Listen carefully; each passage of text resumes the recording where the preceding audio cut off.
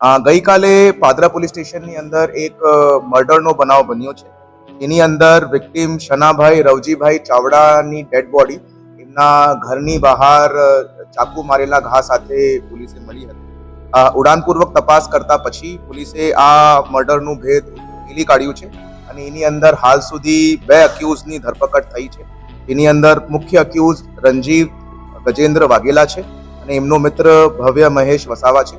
આ બંને લોકોએ આ જો છે મર્ડર કર્યું છે અને મર્ડર કરવાનું કારણ આ જો વિક્ટિમ છે એમની ડોટર સાથે આ રંજીત ગજેન્દ્ર વાઘેલા ની ઉપર જુલાઈ મહિનાની અંદર એક પોક્સોનું કેસ રજીસ્ટર થયો હતો અને ઓગસ્ટ મહિનાની અંદર આ બેલ ઉપર બહાર નીકળીને એમની ડોટર જો છે આ મર્ડરનું પ્લાન ગયા 3 મહિનાથી કરતી હતી.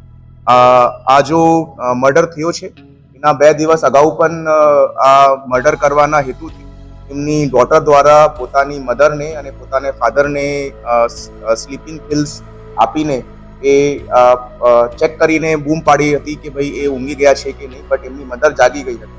2 દિવસ અગાઉ આ કૃત્ય થયો નથી ને પરમ દિવસે રાત્રે સેમ ચીજ કરાવીને આ લોકોએ જો છે આ મર્ડરને બહાર પાડ્યું.